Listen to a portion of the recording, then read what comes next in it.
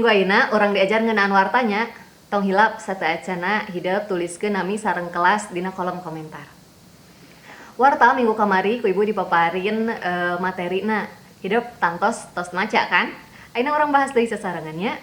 Warta teh nyaeta keterangan atawa beja ngeunaan hiji hal anu ditepikeun ka balarea ngaliwatan media cetak saperti koran jeung majalah atanapi media elektronik seperti TV, internet. Ari dasar nama warta dina wangun tinulis. Anu matak anu nepikeun warta teh boh dina radio boh dina televisi disebutna maca berita atau dina bahasa Indonesia nama pembaca berita.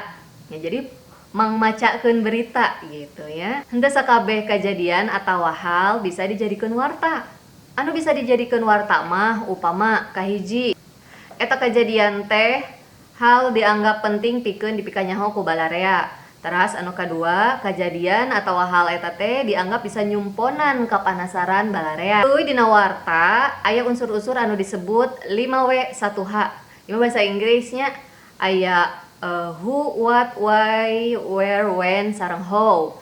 Upami bahasa Sunda nama saha, naon, kunaon, di mana, iraha, jeung kumaha. Sok sanaos kitu dina empro nama atawa dina kanyaataan nama gitu. Kadang sok henteu sadayana lengkep 5W1H. Mung misalna mung aya 4 misalna teh, tapi teu naon. Asal nyumponan pikeun janten warta. Upama ditilik tina adeganana warta teh kabagi janten puhu warta sareng eusi warta. Bagian puhuna atawa kepala beritana eta mah ngeunaan intina secara keseluruhan sagemblengna ngeunaan naon bari cari warta eta teh. Upami eusi warta nama eta mah ngeunaan kuincikan atanapi leuwih mendetail gitu ya. Matak upama urang maca warta upama hoyong terang temana atawa jejerna mah tinggal we biasana puhu warta mah di paragraf atawa pada anu munggaran. Upama urang nulis warta salaresna teu tiasa sagawayah atawa samunahna nya nulis warta teu tiasa aya kode etik jurnalistik. Naon eta teh?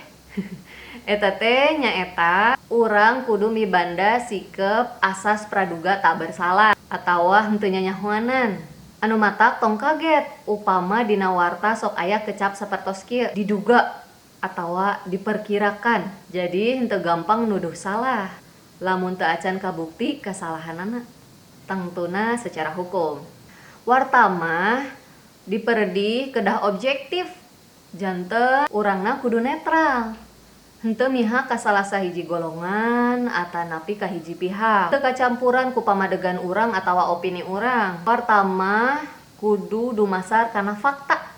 Jadi anu nyana kitu kedah ditulis nyana kitu teu kenging ditambihan, teu kenging dikurangan. Tangtuna aya sumberna. Jadi teu cekap ku diwang-wang atawa supaya mantes kurang ditambahan caritana teu kenging teu tiasa kitunya.